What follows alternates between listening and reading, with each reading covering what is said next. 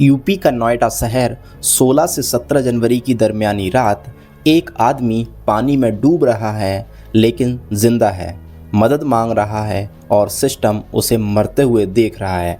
आधी रात, घना कोहरा, एक गहरी खामोशी और उस खामोशी के बीच एक आवाज़, पापा मैं पानी में गिर गया हूँ, मैं मरना नहीं चाहता पापा, मुझे बचा लीजिए पापा, मुझे बचा लीजिए।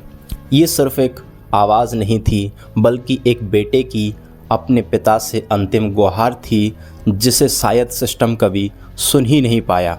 ये सिर्फ एक घटना नहीं बल्कि सिस्टम की लापरवाही से की गई हत्या थी। ये कहानी हमें बताती है कि सिस्टम के नज़र में एक आम आदमी की जान कितनी सस्ती है, लेकिन सवाल है अगर इंसान 90 मिनट तक जिंदा था तो वो मरा कैसे? यह हादसा था या लापरवाही से की गई हत्या? आज की कहानी है नोएडा के 27 साल के इंजीनियर युवराज मेहता की मौत की, एक ऐसी मौत जिसने पूरे सिस्टम को कटघरे में खड़ा कर दिया। ये कहानी है यूपी के नोएडा शहर की। 27 साल का युवराज मेहता सॉफ्टवेयर इंजीनियर था। युवराज बहुत ही ईमानदार और मेहनती लड़का था। अपनी नौकरी, घर परिवार और अपने सपनों को पूरा करने के लिए रात दिन मेहनत करना, बस यही उसकी ज़िंदगी थी।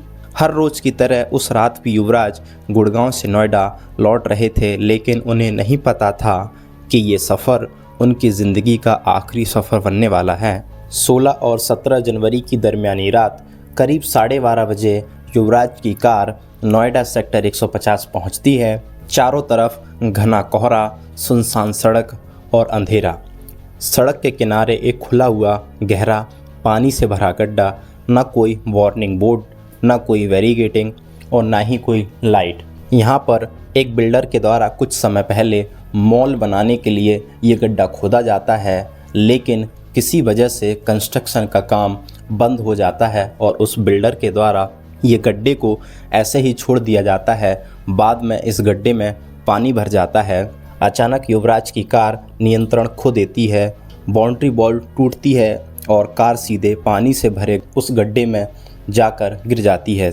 कुछ सेकंड पूरी ज़िंदगी बदलने के लिए काफ़ी थे, लेकिन सवाल है अगर वहाँ एक भी वार्निंग साइन होता तो क्या कहानी बदल सकती थी। थोड़ी ही देर में युवराज के पिता मौके पर पहुँचते हैं, लेकिन रात के अंधेरे और घने कोहरे में युवराज को ढूंढ पाना उतना आसान नहीं था। युवराज के पिता इधर उधर भटकते रहते हैं, लेकिन एक हल्की सी आवाज़ उनको सुनाई देती है, पापा मैं इधर हूँ, और मोबाइल के फ्लैश लाइट का उजाला उनको दिखाई देता है। कुछ ही देर में पुलिस, फायर ब्रिगेड और एसडीआरएफ की टीम मौके पर पहुंचती है, लेकिन कोई पानी में उतरने के लिए तैयार नहीं था। कोई भी पानी में उतरा नहीं। कहा गया पानी बहुत ठंडा है, अंदर आयरन रॉड है, विजिबिलिटी नहीं है। ये सिर्फ एक जवाब नहीं बल्कि सिस्टम पर सवाल है कि क्या आम इंसान की ज़िंदगी इतनी सस्ती है कि उसको समय पर मदद भी नहीं पहुंचाई जा सकती। मौके पर मौजूद एक डिलीवरी बॉय खुद पानी में कूद पड़ा, बिना ट्रेनिंग, बिना सेफ्टी, लेकिन सिस्टम चुपचाप खड़े खड़े देखता रहा। लगभग 90 मिनट युवराज पानी में खड़े खड़े धीरे धीरे कमज़ोर होते गए। ठंड, थकान और सांसों की लड़ाई, लेकिन सवाल, क्या एक आम आदमी में सिस्टम से ज़्यादा इंसानियत थी?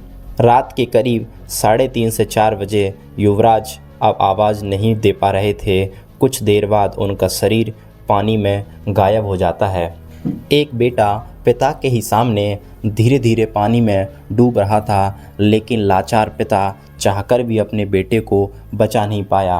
पिता के सामने बेटा ज़िंदगी की जंग हार जाता है, लेकिन ये सिस्टम उसको बचा नहीं पाया। जब 4-4:30 बजे युवराज को बाहर निकाला गया तो बहुत देर हो चुकी थी। पोस्टमार्टम रिपोर्ट कहती है कि फेफड़ों में पानी और कीचड़, डूबने से दम घुटना, फिर कार्डियक अरेस्ट। युवराज की मौत पानी से नहीं हुई बल्कि सिस्टम की लापरवाही से हुई है। अगले ही दिन नोएडा की सड़कों पर गुस्सा था। लोगों के हाथों में मोमबत्ती थी, पोस्टर थे और उनकी ज़ुबान पर नारे थे। सरकार हरकत में आई। नोएडा अथॉरिटी के सीईओ को हटाया गया। एफआईआर दर्ज होती है, बिल्डर को गिरफ्तार किया जाता है और एक SIT जांच बैठाई जाती है। लेकिन सवाल वही, क्या ये सब युवराज को वापस ला सकते हैं? कार्यवाही हमेशा मौत के बाद ही क्यों होती है? अगर सरकार ने ये शक्ति और जज्बा युवराज की मौत से पहले दिखाया होता तो शायद आज युवराज जिंदा होता। ये सिर्फ एक इंजीनियर की मौत नहीं है, ये सवाल है खुले गड्ढे क्यों थे, जिम्मेदार कौन था, रेस्क्यू में देरी क्यों हुई। सबसे बड़ा सवाल, क्या आम आदमी की जान इतनी सस्ती है? ये कहानी हमको 3 सबसे बड़े सबक देती है। आपकी सुरक्षा आपकी अवेयरनेस से शुरू होती है। चुप्पी भी हत्या में शामिल होती है, लेकिन हर आवाज़ उठानी ज़रूरी है। अगर आज सवाल नहीं पूछे तो कल कोई और युवराज होगा। युवराज ने मरते वक्त एक ही गलती की, उन्हें लगा सिस्टम उन्हें बचा लेगा। आप अपनी राय कमेंट में ज़रूर बताइए कि क्या ये हादसा था या सिस्टम की नाकामी से हुई हत्या, क्योंकि जब तक सवाल जिंदा है, इंसाफ की उम्मीद जिंदा है। अपनी राय कमेंट में ज़रूर बताएं। ऐसे ही क्राइम रिपोर्टिंग देखने के लिए हमारे चैनल को सब्सक्राइब ज़रूर करें। अगर वीडियो अच्छी लगी हो तो वीडियो को लाइक ज़रूर करें। धन्यवाद।